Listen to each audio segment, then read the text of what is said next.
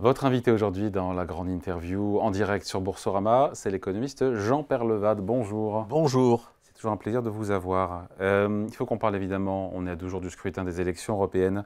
Dans le désordre, évidemment, on parle de la liste qui est en tête, mais qu'est-ce que vous inspire dans le cadre de ces élections européennes? Encore une fois, la liste de Jordan Bardella qui arrive en tête. En quoi son projet pour l'Europe séduit autant de Français? Un tiers, quasiment plus de 30% selon les sondages. Parce que pour beaucoup, certains disent que le RN cherche plutôt à détricoter l'Europe de l'intérieur. Oui, je pense que les Français, mais pas seulement, je veux dire, c'est vrai sur la totalité de l'Europe, ne réalisent pas que sans l'Europe, nous n'avons plus aucune capacité d'action au niveau international. Nous n'existons plus. Je voudrais juste rappeler 2 chiffres simples.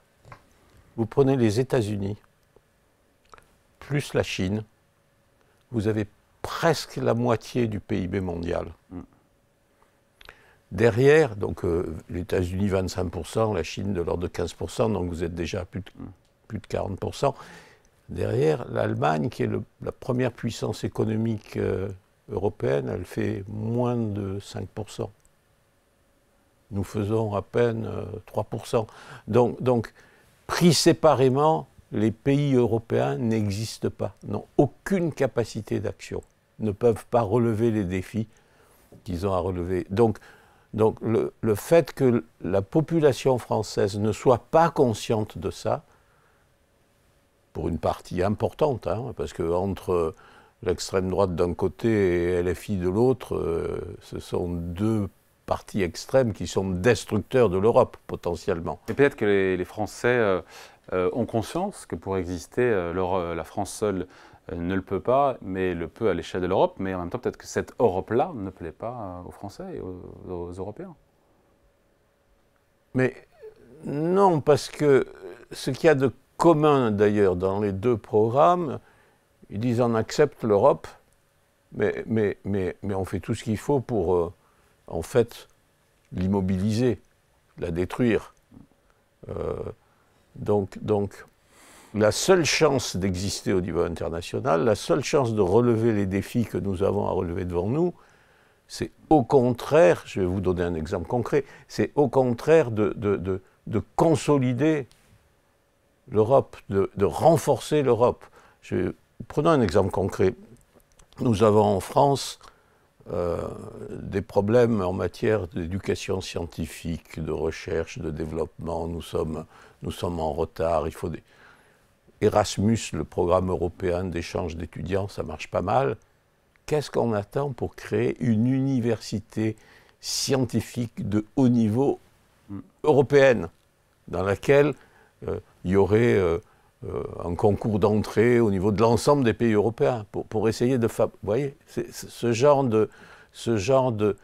Alors ça, si on dit non, il faut revenir aux droits de chaque nation, si on parle de l'Europe des nations, par construction, c'est le contraire de l'Europe. L'Europe, ça consiste au contraire à mettre ensemble tout ce qu'on peut. Donc vous dites quoi à celles et ceux qui n'ont peut-être pas envie d'aller voter dimanche parce qu'ils estiment avoir mieux à faire ou qui sont potentiellement tentés par extrême droite ou extrême gauche? Je leur dis, pensez à votre avenir. Votre avenir, il est nécessairement européen. Reprenons l'histoire. Il ne faut pas oublier que l'Europe, elle s'est construite après 3 guerres franco-allemandes. 70, 14-18, 39-45. Donc et rapprocher... moins d'Europe ou une Europe différente ne veut pas dire être en guerre contre l'Allemagne pour autant. Mais bien sûr que si. Si on revient à une Europe des nations, un jour ou l'autre, nous aurons à nouveau des guerres stupides entre les pays de l'Europe. La Commission européenne est quasi totalitaire, la Russie ouais, c'est ça, la Commission européenne est quasi totalitaire, la Russie est autoritaire, a dit Jordan Bardella en meeting. Ça n'a aucun sens. Aucun sens. La Commission européenne n'a aucun pouvoir propre, elle n'a qu'un pouvoir de proposition. Et ces propositions doivent être approuvées par le Parlement européen et approuvées par l'ensemble des chefs d'État. Donc elle n'a aucun pouvoir propre, sinon un pouvoir de proposition, ce qui est déjà énorme, beaucoup. Grâce à elle, d'ailleurs, on a eu, au moment du Covid, puis ensuite au moment de la crise énergétique, on a eu des initiatives qui ont permis d'améliorer la situation. Les Français ne voient pas ce que l'Europe fait pour eux, peut-être? Non, les Français ne le voient pas. Je pense que l'un des défauts de la Commission, à mon avis, c'est un défaut de communication. Bon, sur la liste présidentielle, elle fait une mauvaise campagne, parce que pourtant les deux têtes de l'exécutif, on l'a vu encore hier soir, avec le président de la République, ont mouillé le maillot, pardon de le dire comme ça. Oui, mais je pense que l'un des défauts, si je peux me permettre de faire un petit peu de politique, l'un des défauts de Renaissance, c'est que Emmanuel Macron a sans arrêt communiqué, y compris au niveau international, sur le thème « Je suis la force de proposition », presque au niveau mondial. En gros, l'Europe c'est moi, parce que je suis le seul à parler bon. Il n'a pas fait grand-chose pour fabriquer de vrais projets européens. Plutôt que de parler, on aurait dû essayer, en dépit des difficultés rencontrées... Comme quoi? Quel type de projet, par exemple? Des projets industriels communs. Qu'est-ce qu'on fait comme projet industriel commun? Qu'est-ce qu'on fait en matière énergétique? On est toujours en train de se disputer sur des problèmes de tarifs de l'énergie. Pourquoi on n'a pas un projet industriel commun sur les énergies renouvelables? Pourquoi on n'a pas de projet industriel commun sur la décarbonation? Pourquoi on n'incite pas les industriels européens à se rapprocher? Pourquoi on n'a toujours pas... L'Europe a financé une partie du plan de oui, elle a financé, France 2030. Oui, mais elle a financé sur chacun des États. Oui, c'est déjà ça. C'est déjà ça, mais l'Europe peut pas, la Commission ne peut pas dire aux États travailler ensemble. C'est pas de son ressort. Ça nécessite un accord entre les États. Il y a très peu de choses qui se passent entre États. Et ça, on parle aux Français. Qu'est-ce qu'on va leur dire de concret? Sinon des choses anciennes. Erasmus, ça marche très bien, c'est ancien. Et la percée de Raphaël Glucksmann, est-ce qu'elle peut tenir post-élection européenne? Est-ce que c'est un espoir pour la gauche social-démocrate? Oui, en tout cas, c'est pour moi, qui suis social-démocrate, c'est la première fois que la social-démocratie s'affirme en tant que telle. Et s'assume. En France. Et s'assume. Si elle finit aux alentours de 15%, c'est déjà pas mal, je veux dire, en s'assumant en tant que telle. Donc j'espère qu'après, elle continuera. Ce qui n'est pas évident non plus. Ce qui n'est pas évident non plus. Yannick Jadot a fait un bon score aux européennes, et on sait ce qui s'est passé ensuite à la présidentielle. Mais Raphaël Glucksmann, d'une part, il me paraît avoir une pensée assez claire sur ce sujet-là, et d'autre part, l'ensemble du Parti socialiste, je pense, va basculer dans cette direction-là. Je pense qu'Olivier Faure, s'il veut se maintenir, il va sûrement essayer de se maintenir, il va être obligé de prendre cette voie-là. C'est-à-dire de considérer que les Insoumis, que LFI, que l'extrême gauche, ça n'est pas la gauche social-démocrate. Dans cette campagne européenne, on a vu Emmanuel Macron vouloir lancer le débat sur le mandat de la BCE, qu'il ne veut plus voir scotché sur cet objectif d'une inflation à 2%. Ça a peu de chances d'aboutir, et est-ce qu'on peut faire évoluer le mandat de la BCE? Au nom de quoi? On veut le faire évoluer au nom de quoi? Au nom du fait que ces 3%, ces 2% d'inflation, c'était décidé à une époque qui est différente de celle d'aujourd'hui, qu'on a des défis structurels comme le vieillissement, comme le financement de la transition énergétique, qui est source d'inflation, et donc on s'adapte au temps, aux époques. Et on trouve une justification à la dette française. Hein? C'est pas ça le problème. Puis la question, c'est de se mettre d'accord. Comment on fait évoluer le mandat de la Banque Centrale Européenne? Impossible. Sans une unanimité, c'est impossible. Et la France est seule là-dessus. Et la France est seule. Donc la France, elle ferait mieux de s'occuper de ses problèmes. Là, pour le coup, la France, nation, a un problème de déficit public qui ne relève que d'elle, pas de l'Europe. Et donc dire ce que disent aussi d'ailleurs les insoumis dans une version extrême, dire tout ça c'est la Banque Centrale Européenne, il faut supprimer la dette, il faut changer D'ailleurs, c'est intéressant, le Rassemblement national, qui a pendant longtemps défendu la sortie de l'euro, veut désormais que la BCE lance un QE, un quantitative easing, un plan de rachat d'actifs pour financer la transition énergétique. On se dit quoi? Parce que la BCE, elle est indépendante. On peut revenir en arrière sur l'indépendance de la BCE? Non, non. Ça, c'est une fantaisie qui est malheureusement très répandue, à gauche, à droite. C'est que la politique monétaire, par structure, elle doit être indépendante. Ouais. Parce que sinon, vous allez répéter ce qui s'est passé avec tous les gouvernements dans toute l'histoire du monde. Si vous enlevez l'indépendance de la Banque centrale... Qu'elle est aux ordres des gouvernements. Qu'elle est aux ordres des gouvernements, ça se termine par des catastrophes, comme aujourd'hui en Turquie avec un taux d'inflation gigantesque, comme ça a été le cas en Allemagne avant l'arrivée d'Hitler, en 1930, la République de Weimar, inflation également gigantesque. Les gouvernements qui reprennent en main la politique monétaire, donc qui font disparaître la Banque centrale, ou Venezuela, enfin Argentine, il y a plein d'exemples, Russie aujourd'hui, c'est pas très loin, ils résolvent leurs problèmes en émettant de la monnaie, c'est-à-dire de la dette, et donc de l'inflation. De l'inflation.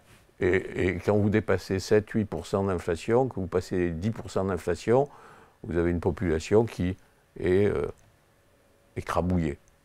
Je sais que ça fait longtemps, Jean-Pierre Levade, on se connaît, vous pointez du doigt, vous dénoncez les dérives des comptes publics français.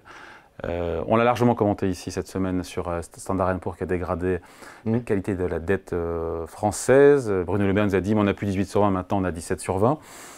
Je sais que c'est un sujet d'inquiétude pour vous. Et en même temps, quand on regarde sur les marchés financiers, la France se finance mieux depuis une semaine. Donc à 3%.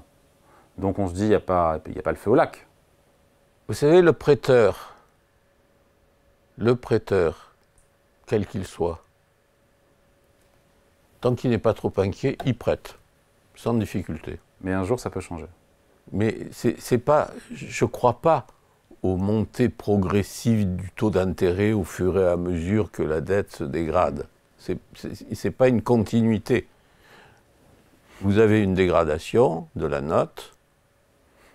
Les prêteurs ne sont pas inquiets jusqu'à un moment imprévisible. Jusqu'à quel événement? Même s'il est imprévisible. Quel type d'événement? Et puis deux, m'expliquait Patrick Artus, l'économiste qui était là cette semaine, quand on vend la dette française, par quoi il faut arbitrer, par quoi qu'est-ce qu'on achète derrière? Et il n'y a pas beaucoup de choix, parce que la dette française, elle est de qualité, elle est liquide, elle est profonde, la France est bon payeur, elle sait lever l'impôt. Oui, mais le jour où vos prêteurs deviendront vraiment très inquiets, ils préféreront acheter de la dette américaine. Mais ils ont déjà la dette américaine. Oui, mais ils en prendront un peu plus. Ils en prendront un peu plus. Mais ça peut tenir encore, ça peut tenir 5 ans, 10 ans, 20 ans, on ne sait pas, je veux dire. Les dérives des comptes publics, sur le fait qu'il y a une dérive des comptes publics, et qu'en même temps, la France se finance tranquillement sur les marchés financiers, preuve que les prêteurs lui font toujours confiance. Oui, mais elle va avoir... On revient au problème précédent, c'est-à-dire, elle augmente sa dette pour faire quoi? Ça, c'est un vrai sujet, ça. Elle en fait quoi de sa dette? Elle finance le déficit public. Ça serait de la dette d'entreprise, avec de l'investissement en face, je dirais très bien. Non, mais ça peut être de l'investissement public de bonne qualité. Encore une fois, le plan France 2030, aider à la réindustrialisation, mettre de l'argent dans l'IA. Vous savez, dans les 5-6% de déficit public, vous savez quelle est la part de l'investissement? Moins de 1%. Donc, le déficit public français, c'est du déficit de fonctionnement au quotidien, plus du déficit social, de dépenses sociales. Ce n'est pas du tout du déficit d'investissement. Nous ne finançons pas du tout nos investissements. Et donc, je fais le lien avec, parce qu'il faut lire Jean-Pierre Levade quand il écrit dans Les Échos, tribune, enfin article très bien écrit, où vous racontez que selon vous, les changements de nos institutions en France, qui ont commencé au début du siècle, ont rendu la France impossible à gouverner et impossible à se projeter dans les réformes de long terme. Oui. Parce qu'occupé par la dictature du court terme et de sa réélection. Oui, parce qu'on avait, dans la Constitution telle que fabriquée par le général de Gaulle en 1958, nous avions un président de la République qui était élu pour 7 ans, renouvelable d'ailleurs, autant qu'il voulait, et une Assemblée qui était élue pour 5 ans. Et le président de la République, qui avait un horizon long, nommait un Premier ministre, qui pouvait changer. Il y a une réforme Jospin-Chirac, c'est quand même un peu paradoxal que les deux se soient mis d'accord. Chirac étant moi à l'époque président de la République et Jospin Premier ministre, ils ont trouvé que l'idée de cohabitation était une idée stupide. Apparemment, ils ne s'aimaient pas réciproquement, probablement. Et donc, ils ont dit... Au quinquennat. On passe au quinquennat. On passe au quinquennat. Et ensuite, sous Nicolas Sarkozy, c'est quinquennat... C'est quinquennat, pas plus de 2. 2 fois. Après, donc, vous prenez un président de la République aujourd'hui, il n'a plus aucune vision de long terme. C'est pareil aux États-Unis, pardon, ils ont des mandats de 4 ans, 2 mandats de 4 ans. Mais ce n'est pas une force aux États-Unis, on le voit bien d'ailleurs actuellement. On le voit bien actuellement. Ils sont, le poids de la réélection potentielle sur les décisions quotidiennes est quand même... Donc vous êtes favorable à un retour au septennat? Bien entendu. Aujourd'hui, la seule personne... Donc même Assemblée nationale pendant 7 ans? Non, l'Assemblée nationale, elle reste en quinquennat. Ah. Non, moi je suis pour un... Donc cohabitation au bout de 5 ans, c'est quasiment écrit. Oui, mais je suis pour la cohabitation. Je vais même un peu plus loin. Je pense qu'avec un président de la République à 7 ans, dont on ne modifierait pas les attributions en matière de défense, en matière de politique étrangère, chef des armées, politique étrangère et vision de long terme, un Premier ministre qui résout les problèmes du quotidien, des crises urgentes, mais qui n'a pas nécessairement de vision de long terme, moi, personnellement, je ferais nommer le Premier ministre par le Parlement, et non pas par le Président de la République, de façon à forcer le Parlement à fabriquer une majorité. Fabriquer du consensus. Fabriquer du consensus. Ce qu'on ne sait pas bien faire. Allez, merci beaucoup, merci pour cet entretien avec Jean Peyrelevade, donc invité de la grande interview en direct sur Boursorama. Merci. Merci.